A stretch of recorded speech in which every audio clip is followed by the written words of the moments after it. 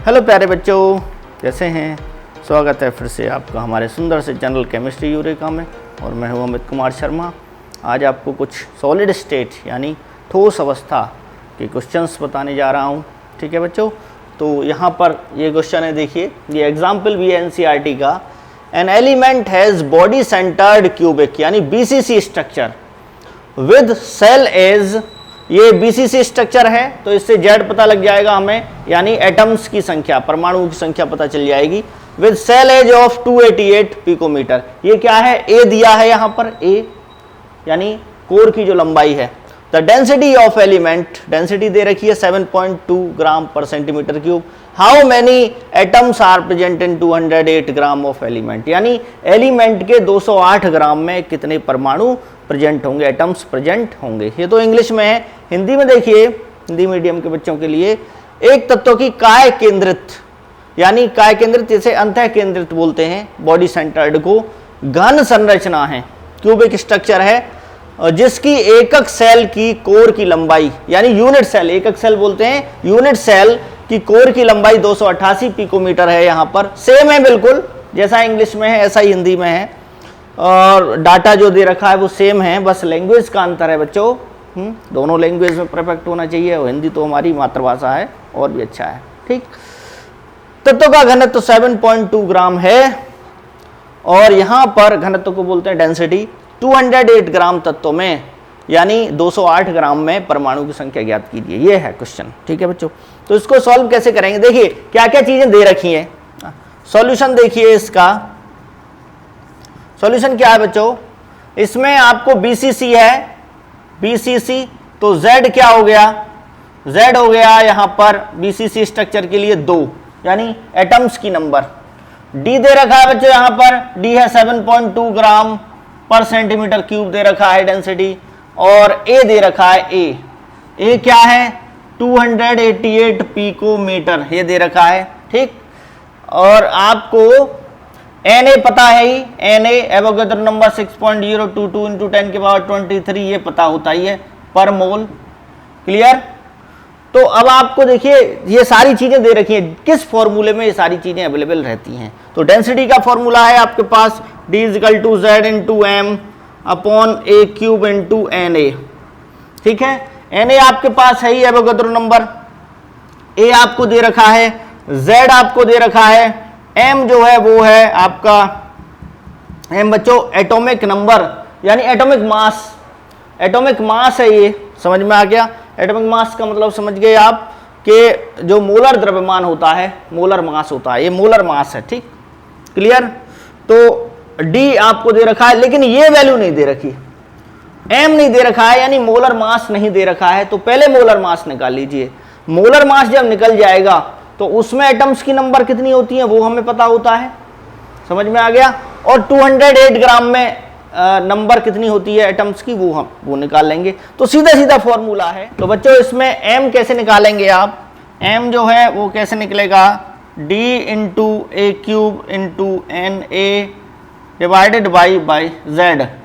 तो यहाँ देखिए वैल्यू रख दीजिए, D क्या है? 7.2 ग्राम पर सेंटीमीटर क्यूब, ये हो गया। A क्या है यहाँ पर? 288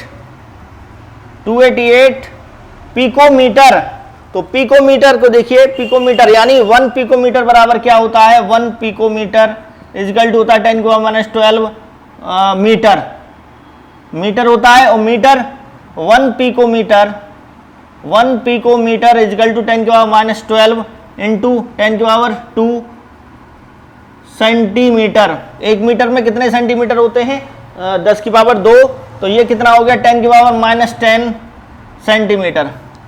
क्लियर है? तो आपको ये आ गया कि 1 पिकोमीटर बराबर 10⁻10 सेंटीमीटर होते हैं। और वो सेंटीमीटर में क्यों बदल रहे हैं हम इसको? क्योंकि डेंसिटी क्या है यहाँ पर सेंटीमीटर में है, ग्राम पर सेंटीमीटर क्यूब में, इसलिए यहाँ भी लेंथ की यूनिट सेंटीमीटर होनी चाहिए। तो इसके लिए क्या करेंगे बच्चों, हम इसको यहाँ पे रख देते हैं वैल्यू। और वैल्यू क्या रखी जाएगी? 10⁻10 सेंटीमीटर की पावर 3 कर दीजिए। Na कितना है? 6.022 इंटू 10 की पावर 23, और ये मोल इनवर्स में होता है, पर मोल में, डिवाइडेड बाई 2 हो गया।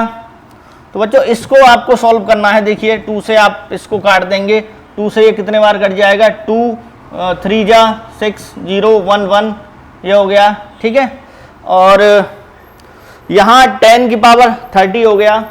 तो आपकी जो वैल्यू बनती है वो क्या है, 7.2 gram per centimetre cube into 288 into 288 into 288, 3 बार करना पड़ेगा आपको, और इंटू 10 की पावर -30 सेंटीमीटर क्यूब, सेंटीमीटर का भी क्यूब हो जाएगा, इंटू 3.01, इतना ही रहने दीजिए या 3 ही रहने दीजिए, कोई ज़्यादा फर्क नहीं पड़ रहा है। अगर आप इसको 3 भी रहने देते हैं तो भी क्योंकि आगे वैल्यू बहुत कम है, और 10 की पावर 23 पर मोल, इतना हो गया। सीधा सीधा सेंटीमीटर क्यूब से ये -3 है पावर इसकी, देखिए ये -3 था, तो -3 से ये +3 कट जाएगा, बचेगा क्या, ग्राम पर मोल। ग्राम पर मोल में क्या होता है, मोलर मास होता है, तो आपका ये निकल जाएगा।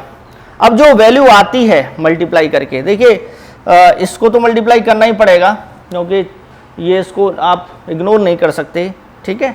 यहाँ पे 0.01 को इग्नोर कर सकते हैं। तो इसकी जो वैल्यू आती है वो जो कैलकुलेट की है हमने, वो लगभग इस टाइप से है, 5176961.98 इंटू 10 की पावर। अब जहाँ देखिए 30 में से ये माइनस का 30 है, ये प्लस का 23 है, तो ये क्या हो गया, -7 बचा, और ग्राम पर मोल में आता है ये, ठीक। अब देखिए आगे, अब देखिए यहां पर ये पॉइंट है, तो 1 2 3 4 5 6 7, तो इसको लिख सकते हैं 51.76, और आगे की जो डिजिट है उसको हम छोड़ रहे हैं अभी फिलहाल, 76 इंटू 10 की पावर 7, यहां से हम पॉइंट को इधर लेके आए हैं, तो ये किस में हो गया, ये इधर प्लस में पावर आएंगी, किस में आएंगी, प्लस में पावर आएंगी, इंटू 10 की पावर -7 ग्राम पर मोल, ठीक। अब देखिए बच्चों, यहां से ये आपकी कैंसिल हो जाएंगी, 7 प्लस की 7 माइनस की 7, तो 0 हो गया। तो यहां जो आंसर आता है वो है आपका 51 पॉइंट, और इसको भी आप कर सकते हो, जैसे 7 है और ये जो वैल्यू है ये 5 से ज्यादा है, 5 से ज्यादा है ये, तो इसको एक बढ़ा के लिख देंगे 0.8 ग्राम पर मोल, ये आ गया मोलर मास। क्लियर है यहां तक, ये आपका मोलर मास आ गया है, बहुत इजी है। अब देखते हैं आगे कि जब आपके पास मोलर मास है तो जितना मोलर मास होता है किसी भी एलिमेंट का, उसमें एटम्स की नंबर एवोगैड्रो नंबर के बराबर होती है, यानी 6.022 10⁻23 के बराबर होती है। तो बच्चों इसको लिख देंगे आप यहीं पे कि देखिए यहाँ, यानी 51.8 ग्राम पर मोल का मतलब क्या, 1 mole gram of element contain atoms, यानी 51.8 ग्राम एलिमेंट में जो एटम्स होंगे वो कितने होते हैं बच्चों, 6.022 इंटू 10⁻23, इतने एटम्स होते हैं। और आपके पास पूछा कितना है कि 208 ग्राम में कितना होगा, जब 51.8 ग्राम में आपको पता है कि इतने हैं, तो इसमें 208 ग्राम में कितना हो जाएगा, यानी 208 ग्राम ऑफ, सिंस का साइन है ये और ये इसलिए का है, समझ में आ गया, hence 208 gram of element will contain atoms is equal to कितना हो जाएगा बच्चों, 6.022 into 10⁻23 divided by 51.8 multiply 208 gram. Clear. जब आप इसको सॉल्व करते हो तो जो आंसर है वो आता है 24.18 इंटू 10 की पावर 23। ठीक है बच्चों, ये इसका आंसर आएगा आप जब आप इसको सॉल्व करेंगे, यानी एटम्स। काफी बड़ी संख्या होती है एटम्स की, तो इस तरह से आप इसको सॉल्व कर सकते हैं। अब जो नेक्स्ट क्वेश्चन है उसको बताते हैं हम आपको। हाँ तो बच्चों ये दूसरा क्वेश्चन है, देखिए किस टाइप से निकलेगा। बहुत इजी है ये, कम से कम 2 मार्क्स में आ सकता है ये। जैसे xenon has face centred cubic unit cell. Face centred यानी एफसीसी, इसको क्या बोलते हैं? FCC. The edge length of unit cell is 620 picometre, यानी एज लेंथ क्या है यूनिट सेल की? वो है 620 picometre. What is the diameter of xenon? Xenon की डायमीटर क्या होगी? और हिंदी में देखिए, ज़ीनोन क्रिस्टल के फलक केंद्रित घन एकक सेल के कोर की लंबाई 620 पिकोमीटर है, यानी ए दे रखी है, और ज़ीनन परमाणु का व्यास क्या होगा? तो सॉल्यूशन कैसे होगा इसका? सॉल्यूशन देखिए, आपको ए दे रखा है 620 पिकोमीटर, और इसको सेंटीमीटर में 620 इंटू 10 की पावर -10 सेंटीमीटर भी लिख सकते हैं। ज़रूरत नहीं है वैसे आपको कन्वर्ट करने की, क्योंकि यहाँ पे केवल आपको रेडियस यानी डायमीटर निकलवाया जा रहा है, जो पिकोमीटर में भी हो सकता है। तो फेस सेंटर्ड के लिए for FCC unit cell A equal to क्या होता है? ए और आर में रिलेशन देखना है तो 2√2r, बहुत इजी है ये 2√2r। ठीक, इसे कर लेंगे आप। तो आपको निकालना क्या? आर निकाल लीजिए और आर का फिर डबल कर दीजिए डायमीटर के लिए। पहले त्रिज्या निकाल लीजिए। क्या निकाल लीजिए? त्रिज्या, आर रेडियस। ठीक, तो यानी त्रिज्या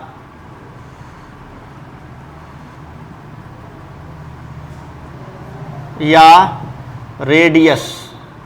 ठीक, ये हो गया, क्या हो जाएगा? a/2√2 ये हो गया, यानी a के नीचे आ जाएगा, ये 2√2 नीचे आ जाएगा। तो a की वैल्यू क्या है यहाँ पर बच्चों? a की जो वैल्यू है वो है 620 पिकोमीटर अपॉन 2 इंटू √2 की वैल्यू क्या है? √2 की वैल्यू होती है 1.414, ये होती है। और जब आप इसको क्या करेंगे? सॉल्व करेंगे, देखिए यहाँ से, तो ये आ गया आपका 2 3 जा 2 से काट लीजिए, 2 3 जा 6 2 1, ये पिकोमीटर अपॉन 1.414। तो ये जो आता है ये कितना आता है? ये आता है बच्चों 219.23, यानी 219, ये पिकोमीटर में जो आंसर है बच्चों वो इतना ही आता है, 219.23 पिकोमीटर। ठीक है, ये इतना आता है आंसर जो कैलकुलेट करके रखा है हमने, और इजी भी है, कैलकुलेट हो भी सकता है। ठीक, ज़्यादा प्रॉब्लम आती है तो आप ऐसा कीजिए, इन 2 डिजिट को आप छोड़ सकते हो, लगभग में अप्रॉक्स में आ जाएगा 1.4 को आप इससे कर सकते हो। ठीक, इतना आ गया, रेडियस आ गई। तो अब देखिए व्यास क्या हो जाएगा? ठीक है, ज़ीनोन परमाणु का व्यास कैसे निकालेंगे आप? ठीक, परमाणु का व्यास कैसे निकलेगा? तो इसका क्या कर दीजिए आप? डबल कर दीजिए, यानी 2r कर दीजिए। तो 2r 219.23 इंटू 2, तो क्या हो जाएगा? ये 2 3 जा 6, 2 2 जा 4, और 2 9 जा 18, और 3, और ये 4 3, ये पिकोमीटर में आ जाएगा। ठीक है, समझ में आ गया? तो यहाँ पर ज़ीनोन का के वो किस टाइप से ज़ीनोन क्रिस्टल के, यानी कि उसकी जो रेडियस है वो निकाल लिया पहले हमने, और फिर उसका व्यास निकाल लिया। ठीक है बच्चों, तो इस तरह से आप उसको कैलकुलेट कर सकते हैं। ठीक है बच्चों, थैंक्स फॉर वॉचिंग। जय हिंद, जय भारत।